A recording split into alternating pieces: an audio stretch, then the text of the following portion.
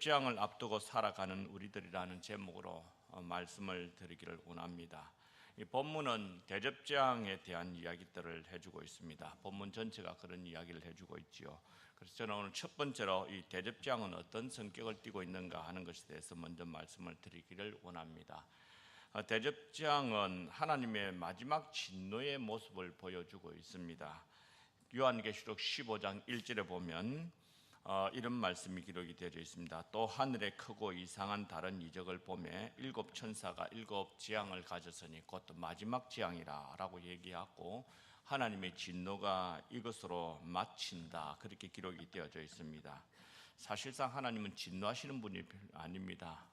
사랑하시고 우리를 긍휼히 여기시고 자비를 베푸시는 그런 하나님께서 진노하신다.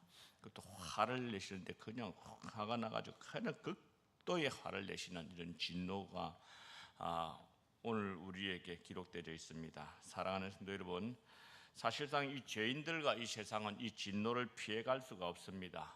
이 진노의 재앙을 피해갈 수 있는 유일한 길은 예수님을 붙들고 그분만 의지하고 그분께로 돌아오는 그 길밖에는 없습니다. 그래서 오늘 저는 이런 사실들을 우리 성도님들에게 마음에 새기게 드리기를 원합니다. 그래서 주님의 진노가 이 땅에 닥치기 전에 이 세상에서 가능한 한 내가 가장 사랑했던 가족들, 내가 가장 사랑하는 내 자녀들, 내 남편, 내 아내들, 죄송합니다. 아내들이 아닙니다. 아내와 그리고 친구들, 일가 친척들에게 이 복음의 말씀을 전해서 이 복음을 받아들이도록 해야 될 것입니다. 롯이 천사들을 통해서 이 소돔성을 멸할 것이라는 얘기를 듣고 사위들에게 가서 자네들 오늘 이 밤에 떠나야 된다. 하나님께서 이 밤에 이 소돔성을 멸하려고 하는데 우리 떠나자고 하니까 농담으로 들렸던 것, 그랬을는지도 몰라도 오늘 우리들에게는 이 가족들에게 이 복음을 이 심판이 닥쳐오기 전까지는 그들에게 계속해서 전하는 것이 좋지 않겠습니까? 고린도후서 6장 2절에 보면 이르시되 이런 말씀이 기록되어 있습니다. 내가 은혜 베풀 때에 너희에게 듣고 구원의 날에 너를 도왔다 하셨으니 보라 지금은 은혜 받을 만한 때요 보라 지금은 구원의 날이로다, 그렇게 얘기하고 있습니다. 우리 하나님께서 여러분들에게 지금 은혜를 베풀어 주시는 때인 줄 믿습니다. 그래서 은총의 문이 계속해서 열려져서 은혜를 베푸시는 때가 계속해서 그 은혜를 베푸시는 것이 아니라 은혜를 베푸시는 날이 끝나게 되면 이 은총의 문이 닫혀져 버릴 때가 있습니다. 그 날이 오면요 더 이상 하나님의 자비를 볼 수가 없습니다. 그리고 은총의 문이 닫혀지기 전에 우리가 해야 될 두 가지 일이 있는데, 하나는 하나님의 은혜를 받으려고 해야 됩니다. 그래서 은혜 베풀 만한 때라고 얘기하고 있고 지금은 우리가 은혜를 받을 만한 때라고 얘기하고 있습니다. 사랑하는 성도 여러분, 마지막 때가 되어지면 은혜 받기를 사모하는 사람이 되기를 주님의 이름으로 축복합니다. 은혜 받아야 됩니다. 은혜 받아야 이 마지막 시대에 주님 앞에 변질되지 않는 신앙을 갖고 살아갈 수가 있습니다.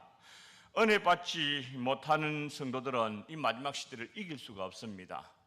은혜 받게 되기를 축원합니다. 두 번째로 우리가 이 은총의 문이 닫혀지기 전에 바로 은혜 받을 만한 때에 해야 될 일이 있다면요, 구원의 날이라고 했으니까 믿지 않는 집안 식구들, 믿지 않는 형제 자매들, 믿지 않는 누군가 내 사랑하는 사람들에게 구원의 날에 이들을 건져내야 될 그런 날입니다. 그래서 주님께서 바로 그 구원 운동을 일으켜 가기를 원하고 있는데, 은혜 받기를 사모하는 저와 여러분들이 되셔서 받은 은혜를 가지고 구원의 역사를 일으켜가는 저와 여러분들이 되기를 주의 이름으로 축원합니다. 축원합니다. 두 번째로 오늘 일곱 대접장에 대한 내용을 좀 살펴보기를 원합니다. 첫째 대접장은 16장 2절에 기록되어 있습니다. 같이 한번 읽어보시겠습니다.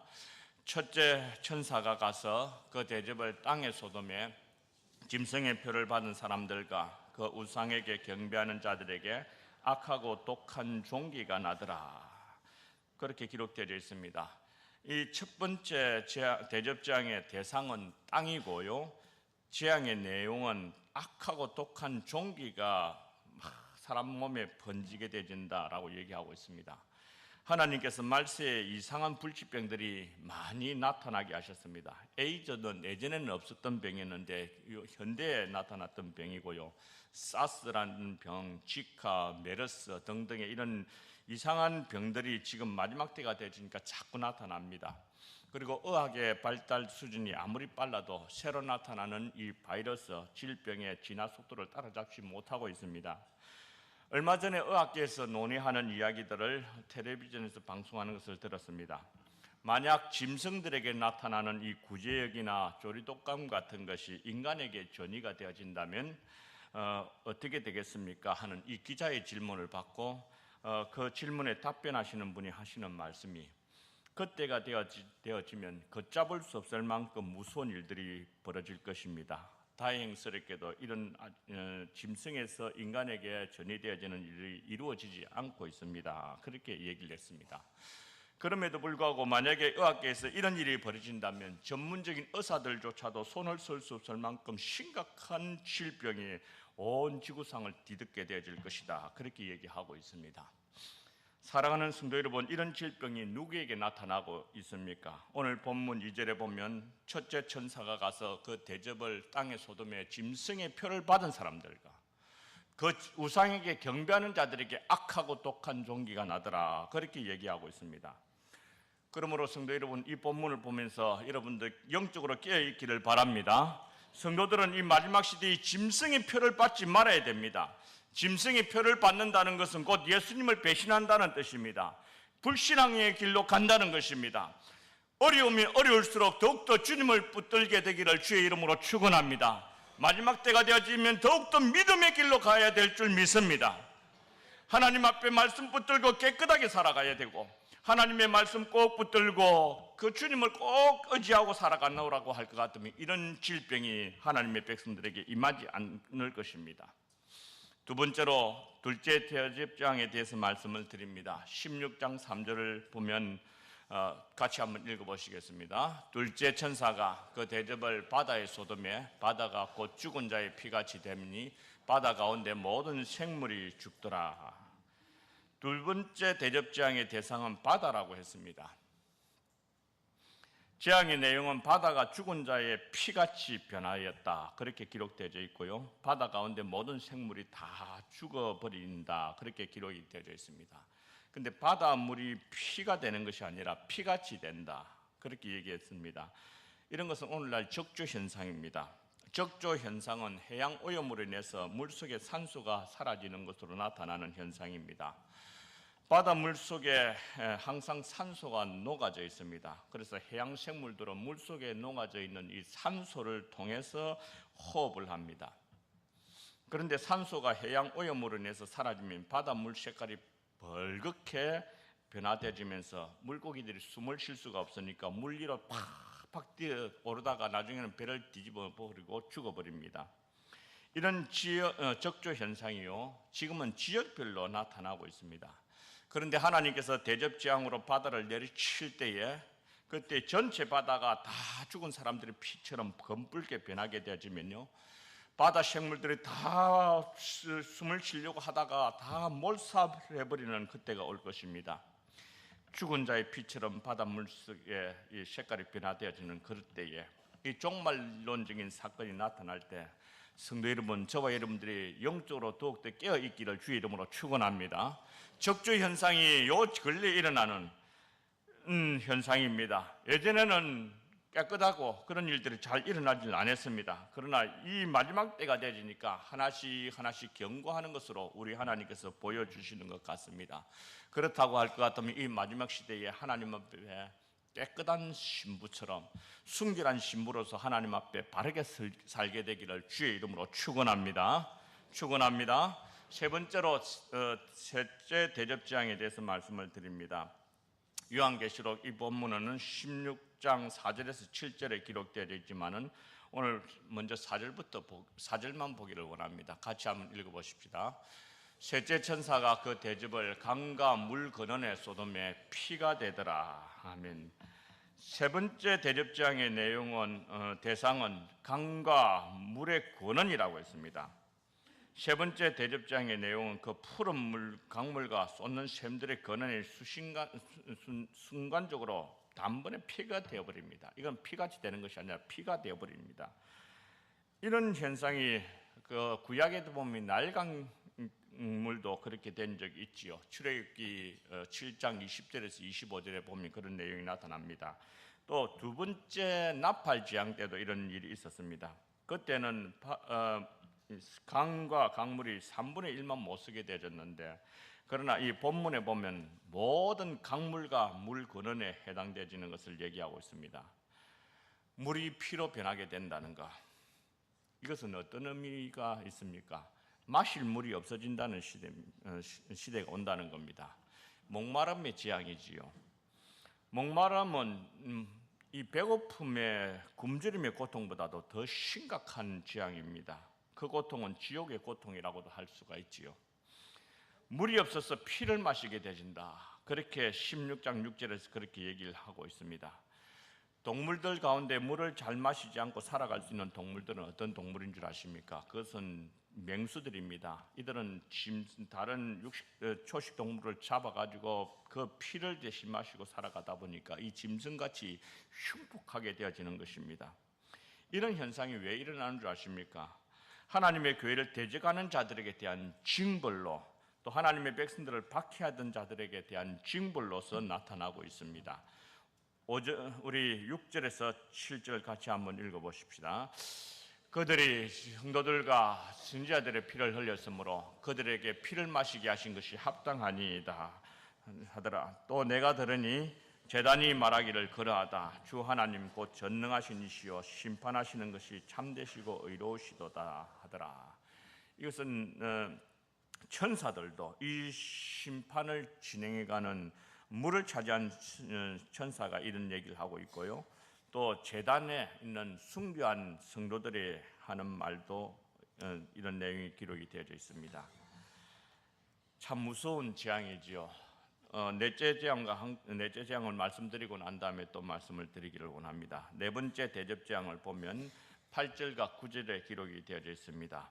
같이 한번 읽어보시겠습니다. 넷째 천사가 그 대접을 해에 소돔에 해가 건세를 받아 불로 사람들을 태우니 사람들이 크게 태워진지라. 이 재앙들을 행하는 건세를 가지신 하나님의 이름을 비방하며 또 회개하지 아니하고 주께 영광을 돌리지 아니하더라. 아멘. 이 넷째 대접 재앙의 대상은 태양입니다. 그 대상은 짐승의 추종자들인데 666의 표를 받은 자들에게 대하여서 이런 재앙이 나타납니다. 넷째 대접 재앙의 내용은 태양의 열도가 더해져서 짐승의 표를 받은 사람들을 태워 죽이는 그런 일입니다. 요한계시록 8장 12절에 보면 넷째 나팔 재앙 때도 이런 일들이 있었는데, 그때는요 해 3분의 1과 달 3분의 1과 별들의 3분의 1이 타기를 받아가지고 어두워진다, 그렇게 기록이 되어져 있습니다. 그러나 오늘 이 대접 재앙의 경우에는요 태양의 열도가 더해져가지고 사람을 태운다라고 얘기하고 있습니다. 하나님께서 대접 재앙으로 태양을 내려치면 그 태양을 폭발시켜서 우주를 폭발시켜 그래서 새하늘과 새 땅을 창조하게 하시려고 하는 그런 시도라고 어떤 신학자들은 그렇게 해석하기도 합니다. 어찌되었든지 간에 태양을 벌겋게 달아오르게 하셔서 뜨거운 열 때문에 열사병에 죽기도 하는 이런 문제들이 벌어지게 되어집니다. 그러나 더 심각한 문제는 셋째 대접재앙 이후에 넷째 대접재앙에 연결되어서 일어나게 되어진다는 겁니다. 세 번째 대접재앙은 물이 피로 변해서 마실 물이 없는 상태에서 뜨겁고 태양을 더 뜨겁게 해서 정말로 사람이 견딜 수 없을 만큼 무서운 일들이 이 지구상에 덮쳐지게 된다는 것입니다. 중요한 사실은 오늘 본문에 보면 셋째 재앙, 넷째 재앙이 닥칠 때 사람이 회개하지 않는다는 겁니다.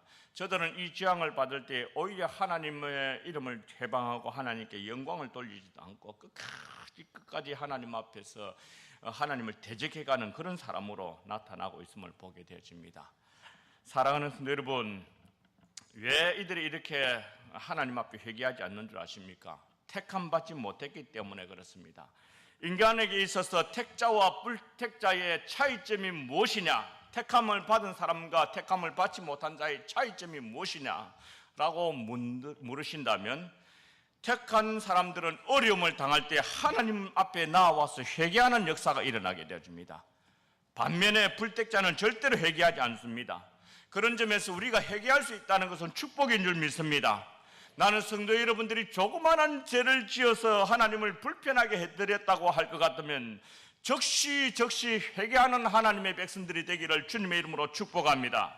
회개가 잘 된다는 것도 축복이에요. 하나님의 택한 백성이라는 증거입니다. 회개가 안 된다는 것은요, 마귀가 그 회개하지 못하도록 가로막고 있기 때문에 그래요. 우리가 회개하려고 하면 마귀가 가로막으면서 네 가지 것이 회개하면 하나님 받아주시겠느냐, 똑같은 죄를 더 저지르고 그러면서도 불구하고 하나님께서 네 죄를 받아주시겠느냐, 그러면서 회개할 마음을 가로막게 되는 일들이 많이 있습니다. 속지 마시기를 바랍니다. 사랑하는 성도 여러분, 우리가 범죄했을 때라 할지라도 하나님 앞에 나아가서 우리 죄를 자백하면 주는 미쁘시고 의로우사 우리 죄를 사하시며 모든 불의에서 우리를 깨끗게 해주시겠다고 이 약속을 하셨습니다. 왜 이런 약속을 하셨는 줄 아십니까? 저와 여러분들이 연약하다는 것을 잘 알고 계시기 때문에 이런 약속을 해주신 줄 믿습니다. 그래서 회개하기를 주저하지 마시고 주님 앞에 담대하게 나아가게 되기를 예수님의 이름으로 축원합니다. 축원합니다. 다섯 번째 대접장에 대해서 말씀을 드립니다. 이런 내용은 오늘 본문 10절에서 11절에 기록이 되어져 있습니다. 같이 한번 읽어보시겠습니다. 또 다섯째 천사가 그 대접을 짐승의 왕자에 쏟으니 그 나라가 곧 어두워지며 사람들이 아파서 자기 혀를 깨물고 아픈 것과 종기로 말미암아 하늘의 하나님을 비방하고 그들의 행위를 회개하지 아니하니라. 그렇게 기록되어 있습니다. 다섯 번째 대접장의 대상은 짐승의 왕자리라고 했습니다. 짐승의 왕자리라, 왕에 앉는 의자라 하는 것은 곧 적그리스도의 국가의 권력의 핵심부를 얘기를 하고 있는 것입니다. 다섯 번째 대접장으로 말미암아 적기도 국가의 백성들이 그 사는 땅에 캄캄하게 어두움이 왔다라고 했고, 사람들이 아파서 혀를 깨물었다, 그렇게 하는 말씀이 기록이 되어 있습니다. 사람이 살면서요, 아무리 독하더라도 자살을 할 때 가장 하기 힘든 자살 방법이 뭔 줄 아십니까? 혀를 깨무는 겁니다. 혀는 우리 신체의 자기 방어 능력이 아주 뛰어난 것입니다. 그러나 다섯 번째 대접장 때문에 아픔과 고통을 견디다 못해서 혀를 깨물어서 죽으려고 하는 만큼 고통스럽다는 것입니다. 문제는 그 고통 가운데 회개하지 않는다 하는 것입니다. 얼마나 완악한 일인지 모릅니다. 저들이 회개하지 않는다는 것은 명백한 일입니다. 조금 전에도 말씀드렸지만은 선택받지 못한 것 때문에 그렇습니다. 마귀가 회개하지 못하도록 꽉 붙들고 있기 때문에 그렇습니다.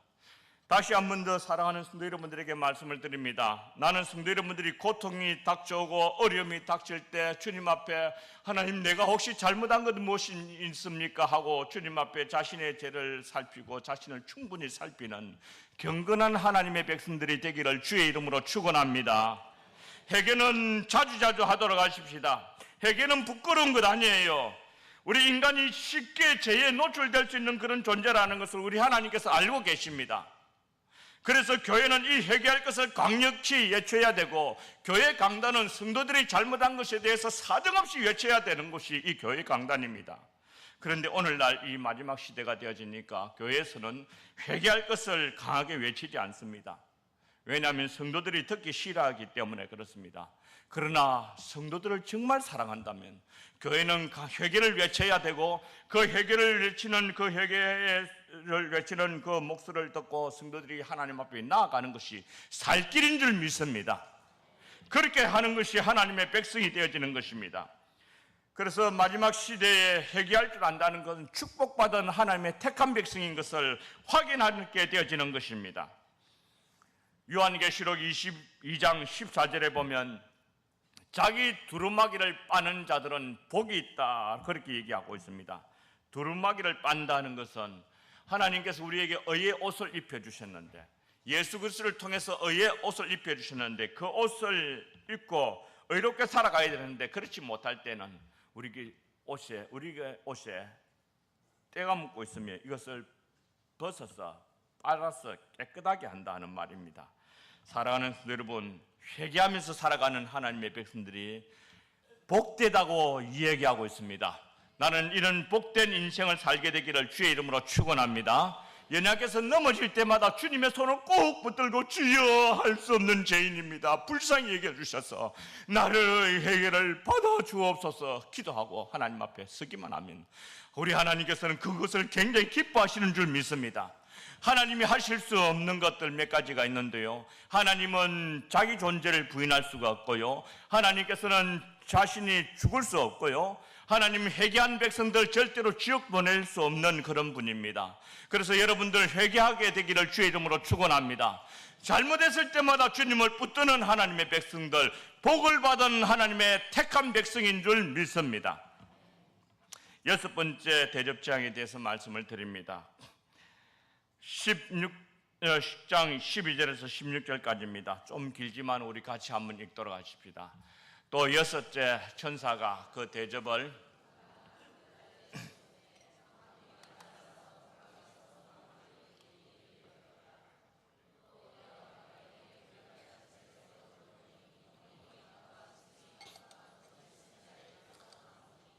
그들은 귀신의 영이라 이적을 행하여 온 천하 왕들에게 가서 하나님 곧 전능하신 이의 큰 날에 있을 전쟁을 위하여 그들을 모으더라. 보라, 내가 도적같이 오리니 누구든지 깨어 자기 옷을 지켜 벌거벗고 다니지 아니하며 보이지 아니하는 자는 복이 있도다.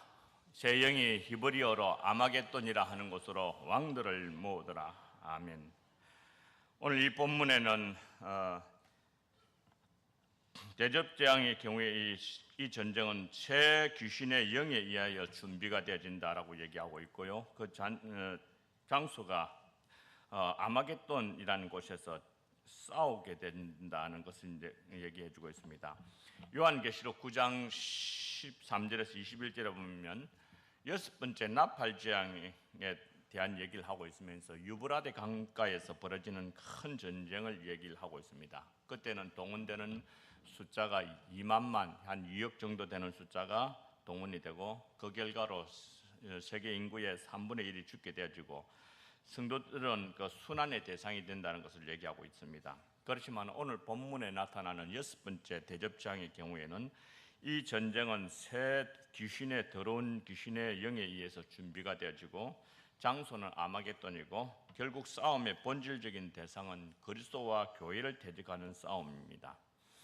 이 아마겟돈 전쟁은요, 예수님의 재림과 직결되고 있습니다. 그래서 이 세상의 가장 마지막 전쟁, 꼭 끝날의 전쟁이라고도 얘기하고 있습니다.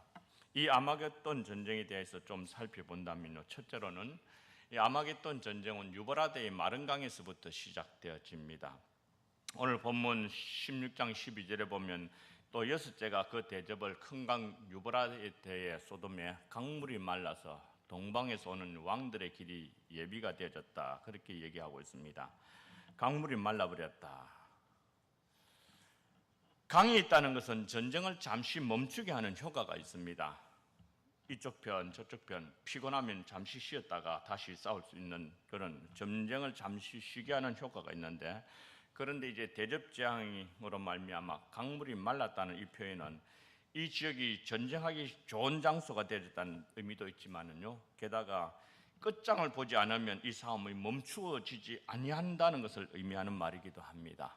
그래서 이 유브라데의 강물이 마름으로 인해서 아마겟돈 전쟁은 마귀가 이기든지 교회가 이기든지 그리스도가 이기든지 사탄이 이기든지 둘 중에 하나가 되어지는 그런 끝장을 보아야 될 그런 전쟁입니다.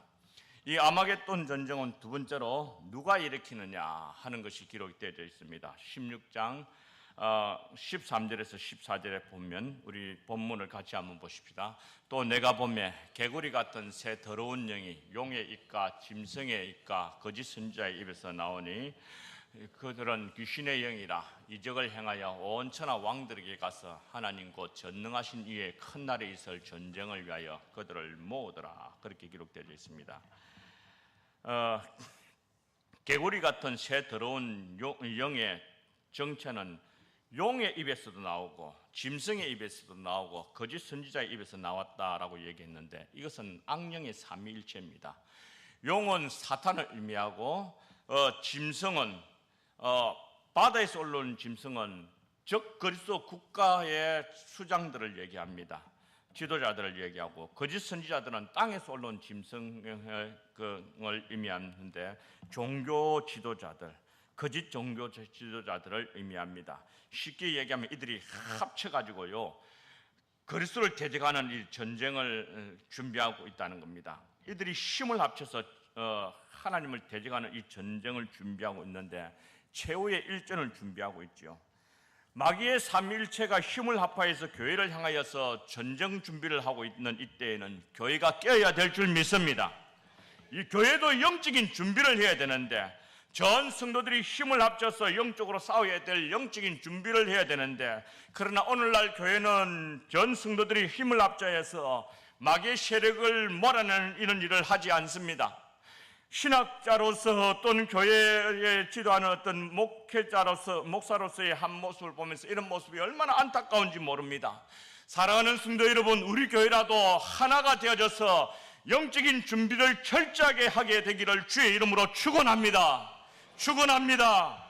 새 더러운 영이 용과 짐승과 거짓 선지자의 입에서 나온다, 그렇게 말하고 있는데, 이건 무슨 의미냐면요, 이것은 적그리스도 운동의 강한 설득력을 의미하는 말입니다.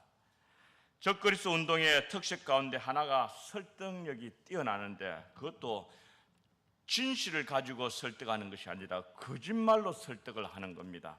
이들이 거짓말로 온 세상을 설득해서 전쟁하는 길로 자꾸 나아가게 합니다. 적그리스도 운동의 특색이 거짓말로 세상을 불질러 가지고 스스로 자멸의 길로 이르게 하려고 한다는 겁니다.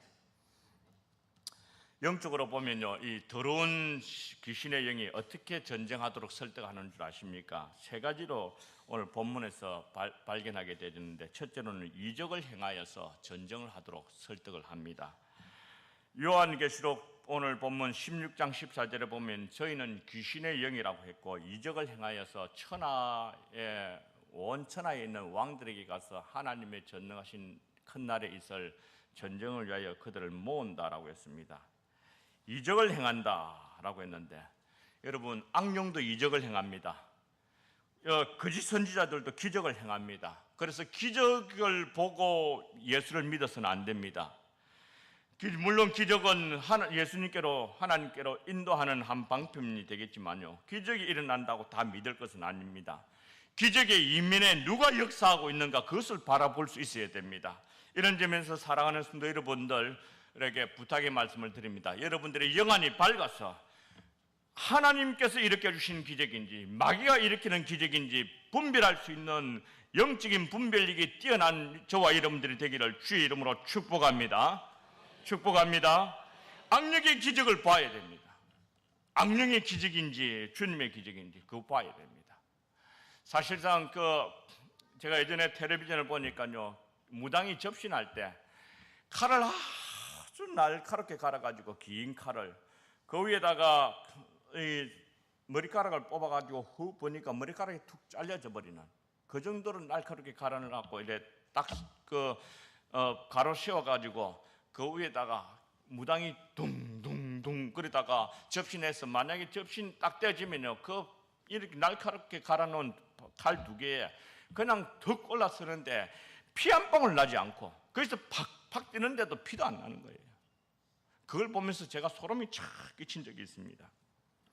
악령도 기적이 행하고 있다는 것을 보게 되집니다. 요한계시록 13장 11절에서 15절에 보면 짐승이 일으키는 기적에 대하여서 얘기하고 있는데, 하늘에서 불이 떨어지게 하기도 하고요, 그 우상을 만들어 놓은 우상이 말을 하기도 하고, 이런 일을 하면서 전쟁을 막 일으키는 그런 설득을 하게 되지는 모습을 보게 되집니다. 좀 쉽게 예를 들어서 제가 이런 말씀을 한번 들어볼까요? 더러운 귀신의 영이요, 하늘에서 불이 확 내리는 이적을 행하면서 내가 그리스도다, 내 말을 믿으라 라고 하면 영적으로 어두운 분들은요, 그 기적을 보니까 넘어가게 되어집니다. 또 힌두교 신자들에게 코끼리가 신이거든요. 그 코끼리가 말하게 하는 이적을 딱 행하고 난 다음에 그 코끼리가 교회를 박멸하라 라고 하는 이런 말을 했다고 하면요, 힌두교 신자들이 교회를 그냥 두겠습니까? 이슬람 선지자들이 하늘에서 불이 내리는 기적을 사람들에게 보여주면서 오늘날 교회를 멸하고 기독교를 멸하는 것이 알라의 뜻이다 라고 얘기한다면 안 들을 이슬람 교인들이 있겠습니까? 기적을 보면서 기독교를 멸하는 것이 하나님 뜻이다, 알라의 뜻이다 라고 하는데 어찌 그 역을 하겠습니까? 지난주에 미국 일란드 지역에 미국 이슬람계 오마르 마틴이라는 청년이 총으로 쏴가지고 40여 명 넘는 사람들을 쏴 죽인 사건이 나타났었습니다. 그 사람이 하는 말이 이렇게 행하는 것이 알라의 뜻이라고 했습니다. 거짓말의 영이 그 사람의 한 영혼을 변질시켜가지고 그 사람 마음에 들어가서 사람을 쏴 죽이는 것이 알라의 뜻이라고 하니까 거역할 수 없었던 것 같아요. 더러운 귀신의 영이 한 개인을 미혹해가지고 이 일을 일으켰을 경우에는 또 이처럼 무섭고 참혹한 일들이 벌어지는데, 만약에 이런 이적을 일으켜서 국가의 지도자들에게 보여주고는 당신의 나라에 있는 모든 그리스도인들을 참살하라라고 하는 명령을 한다면 얼마나 무서운 일이 벌어지겠습니까? 두 번째로 이 마귀가 더러운 귀신의 영이 어떻게 전쟁을 하도록 설득하느냐 하면 온 천하 임금들을 설득시킨다고 했습니다. 14절에 그런 내용이 나타나지요. 세상의 통치자들에게 이런 더러운 영에 의해서 세상 정사를 거릇되게 하고 판단을 잘못하게 하면 어떻게 되겠습니까? 조금 전에 제가 말씀드린 대로 이 이슬람 선지자들이 기적을 한번 보여주면서 당신의 나라의 모든 군대를 동원해서 지상의 모든 기독교 국가를 진멸하라라고 말을 하면 그 말을 들었던 이슬람 지도자들이 어떤 생각을 하겠습니까? 아닌데 이런 생각을 하겠습니까? 기적을 보니까요, 오히려 나 같은 사람에게 이와 같은 명령을 주십니까 하면서 감격해가지고 이 무서운 전쟁을 벌이지 않으리라는 그런 가능성을 어떻게 일어나지 않으리라는 가능성이 없지 않겠습니까? 얼마 전에 필리핀에서 당선된 두테르테 대통령도 막말을 막 하는데도 대통령이 되어졌습니다. 미국의 대통령 후보인 트럼프 보셨습니까? 막말을 하면서 이슬람 국가와 종교 전쟁을 지금 부추기는 듯한 느낌이 되어집니다. 영적으로 분별력을 갖춰야 될 시대입니다. 사랑하는 성도 여러분, 그 어느 때보다도 저와 여러분들이 영적인 분별력으로 세상을 판단하는 능력이 뛰어나게 되기를 주의 이름으로 축원합니다. 그렇게 되어져야 될 것입니다. 세 번째로 이 더러운 귀신의 영이 어떻게 전쟁하도록 설득하느냐 하면요, 하나님의 나라의 전쟁 준비를 위하여서 왕들을 설득해서 소집합니다. 그래서 오늘 본문 14절에 볼 것 같으면 이적을 통하여서 온 천하 왕들에게 가서 하나님 곧 전능하신 이의 큰 날에 있을 전쟁을 위하여 그 천하 왕들을 모읍니다. 근데 거기에서 믿는 그 왕들도 있겠지만 그들을 소집해도 안 되니까 반기독교 세력을 결집시킬 목적을 가지고 이렇게 모으고 있습니다. 종교 전쟁으로 이렇게 가려고 노력을 하고 있습니다. 우리 1991년도에 있었던 우리 그 쿠르트 어디입니까? 쿠웨이트 그 전쟁도 역시 나중에 안 되니까 누가 이 후시대입니까? 그 대통령이 어떻게 구도를 이끌어 가려고 했습니까? 이것은 성전이다, 우리 알라께서 명령하신 성전이다라고 얘기하면서 막 그 반기독교의 세력, 그 이슬람 세력을 막 모으려고 했던 그것을 역사적으로 보고 있지 않습니까? 사랑하는 성도 여러분, 영적으로 깨어서 그 어느 때보다도 영적인 준비를 철저하게 하는 저와 여러분들 되기를 주님의 이름으로 축복합니다. 축복합니다. 일곱 번째 대접장의 말씀을 드리기를 원합니다. 17절에서 21절에 나타나고 있습니다. 일곱 번째 대접장이 쏟아지는 장소는 공기입니다. 17절 같이 한번 읽어보십시다. 일곱째가 그 대접을 공기 가운데 소돔에 큰 음성이 궁전에서 보좌로부터 나서 이르되 되었다 하시니, 이 일곱째 대접장은 공기 가운데 또는 공중 한가운데 쏟았다라고 했습니다. 일곱 번째 대접장은요, 전 피조 세계에 다 영향을 미칩니다. 공간이 있는 곳에 하늘과 땅과 바다와 강과 강물과 사람의 모든 피조물에 다 쏟아져 버리는 그런 재앙입니다. 그리고 그 재앙의 다른 것들을 많이 살펴볼 수 있겠지만 다 살펴보기에는 시간 관계상 큰 지진과 큰 우박에 대한 것만 좀 살펴보기를 원합니다.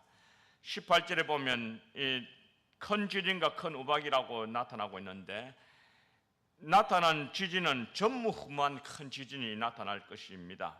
사람이 땅에 있어 온 이래로 이같이 큰 지진이 없었더라라고 하는 이 말은 과거에도 없었고 앞으로도 없을 만한 가장 큰 지진이 나타나는데, 그동안 이 지진은요, 군데군데 아시아의 한 군데, 저 아프리카의 한 군데, 때로는 저쪽에 어디입니까? 남아메리카의 한 군데, 이런 식으로 지역지역에 나타났던 이런 적이 있습니다. 그렇지만은 일곱 번째 대접장이 쏟아지는 날에는 온 지구가 송두리째 흔들려 버리는 그런 무시무시한 지진이 일어나게 되질 것입니다. 그 지진의 결과가 어떻게 될 것인가 하는 것을 19절에서 그렇게 보여주고 있습니다. 19절 20절 같이 한번 읽어보십시다. 큰 지진이 큰 성이 세 갈래로 갈라지고 만국의 성들도 무너지니 큰 성 바빌론이 하나님 앞에 기억하신 바 되어 그의 맹렬한 진노의 포도주 잔을 받음에 각 섬도 없어지고 산악도 간데 없더라. 이 보니까 19절에 보면 큰 성 바빌론이 세 갈래로 갈라졌다라고 했는데, 바빌론은 본문에서 이 세상을 의미하는 말입니다. 바빌론이 세 갈래로 갈라졌다는 것은 이 지구가 세 덩어리로 확 부서질 것을 의미하는 겁니다. 그리고 19절에 보면 만국의 성들도 무너졌다라고 했는데, 만국이라는 것은 모든 나라의 성이라는 것을 의미하는 말입니다. 모든 나라의 성들이 다 무너져 버린다는 것입니다. 그리고 20절에 보면 각 섬도 없어지고 산들도 없어져 버리는 그런 모습을 보여주고 있습니다. 이것과 짝이 되지는 베드로후서 3장 10절에 보면 주의 날이 도적같이 오리니 그날에는 하늘이 큰 소리로 떠나가고 물질이 뜨거운 불에 풀어지고 땅과 그 중에 있는 모든 것이 드러난다라고 했습니다. 뒤집어진다는 뜻이지요. 더 무서운 이야기는 요한계시록 16장 21절에 보면 또 무게가 한 달란트나 되는 큰 우박이 하늘로부터 사람들에게 내리며 사람들이 그 우박의 재앙 때문에 하나님을 비방하니 그 재앙이 힘이 크다라고 했습니다. 무게가 한 달란트, 우리 개념이 잘 없는데요, 한 달란트는 어느 정도 무게가 되느냐면요, 금덩어리로 한 36kg에서 한 48kg 정도 됩니다. 그 정도 되는 금덩어리면 우리 지금 보니까 우리 박 집사님이 앉아 계시는데, 우리 박 집사님 한 절반 정도 되는 그런 우박이 막 하늘에서 막 떨어진다는 겁니다. 그게 떨어지면 그냥 출애굽기에서는요, 이게 떨어져서 그것이 불덩어리가 되어지는 것은 그렇게 기록되어져 있습니다. 사랑하는 성도 여러분, 이 세상 종말을 우리는 보고 있습니다. 살아남을 사람 하나도 없을 만큼 세상이 철저하게 파괴되질 것을 보여주고 있습니다. 이렇게 종말이 진행되어 가는 가운데서도 우리 하나님께서 교회를 향하여 주시는 말씀이 있습니다. 저는 이 말씀을 하기 위해서 16장에 있는 이야기를 이때까지 쭉 설명을 했는데, 제 진짜 설교는 지금부터입니다. 우리 성도님들 걱정하지 마십시오. 조금 이따 마치겠습니다. 일곱 대접장이 진행되어 가는 가운데 교회에게 주시는 말씀이 15절에 기록되어 있습니다. 우리 15절 같이 한번 읽어보십시다. 보라, 내가 도둑같이 오리니 누구든지 깨어 자기 옷을 지켜 벌거벗고 다니지 아니하며 자기의 부끄러움을 보이지 아니하는 자는 복이 있도다. 이 소망스러운 격려는 이 아마겟돈 전쟁 중에 주신 말씀입니다. 아마겟돈 전쟁 중에 교회가 짧은 시간 동안에는 환난을 당할 것을 보여주고 있습니다. 그러나 성경은 우리에게 대비책을 알려주고 있는데 그것은 교회는 깨어 있어라. 교회는 깨어 있어라. 그렇게 얘기하고 있습니다. 어디로부터 깨어 있어라 하는 것을 얘기해 주고 있습니까? 첫째로는 주님의 재림에 대하여서 깨어 있어라. 그렇게 말씀하고 있습니다. 오늘 본문 15절에 보면 보라 내가 도적같이 오겠다. 도둑같이 오겠다. 그렇게 얘기하셨습니다. 도적이 어디 예비해 놓고 내가 아무 날 아무 시에 가겠다라고 그렇게 얘기하고 오는 그런 도적이 있습니까? 갑자기 오신다는 것입니다. 그래서 주님이 언제 오시더라도 그 주님을 맞이할 수 있는 준비를 하는 영적인 하나님의 백성들이 되기를 주의 이름으로 축원합니다. 언제 오시더라도 주님 제가 여기 있습니다. 언제 나팔을 불고 우리를 소집해서 하늘로 휴거되게 하실지라도 주님 내가 주님 여기 있습니다 하고 들림 받을 수 있는 신앙을 준비하는 저와 여러분들이 되어야 될 줄 믿습니다. 사랑하는 성도 여러분, 마지막 때가 되어지면 더 어렵고 힘든 세상이 되어질지도 모르겠습니다. 더 죄악이 간영해서 어둡고 캄캄한 세상이 되어질지도 모르겠습니다. 그러나 저와 여러분들에게 소망은 주님의 재림을 바라보는 소망을 갖고 있어야 될 줄 믿습니다.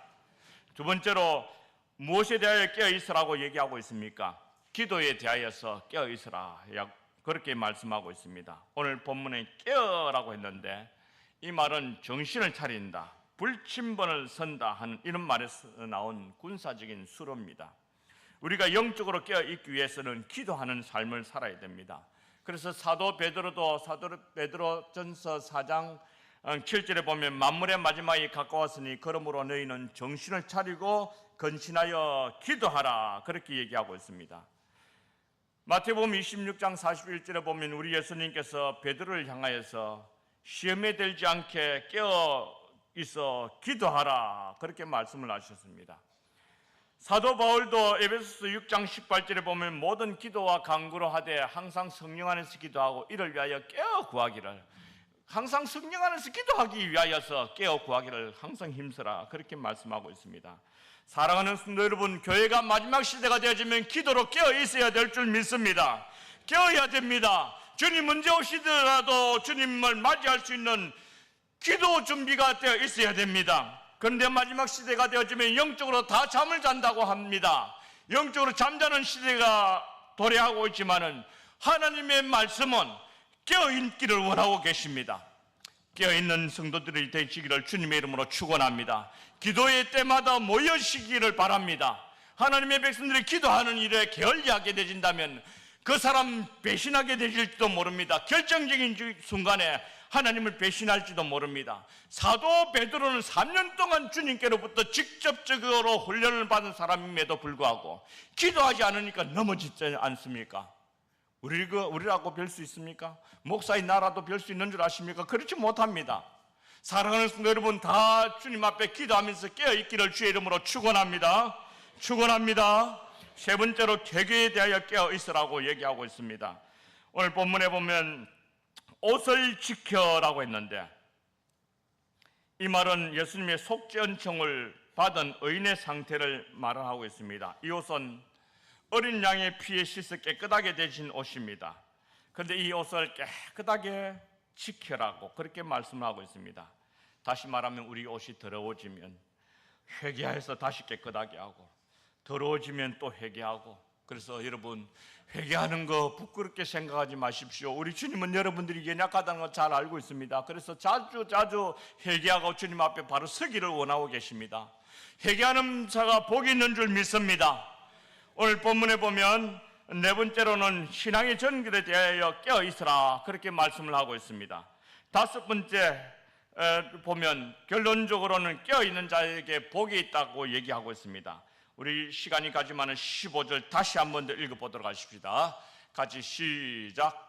보라 내가 도둑같이 오르니 누구든지 깨어 자기 옷을 지켜 벌거벗고 다니지 아니하며 자기의 부끄러움을 보이지 아니하는 자는 복이 있도다. 사랑하는 여러분, 성도가 깨어있으면 복된 줄 믿습니다. 기도에 깨어있으면 복된 줄 믿습니다. 회개하는 것에 깨어있으면 복된 줄 믿습니다. 신앙의 정지를 지키는데 깨어있으면 복된 줄 믿습니다. 무엇보다도 주님이 재림을 기다리면서 깨어있는 성도들 복된 줄 믿습니다. 나는 이런 복을 받는 저와 여러분들이 되기를 주의 이름으로 축원합니다.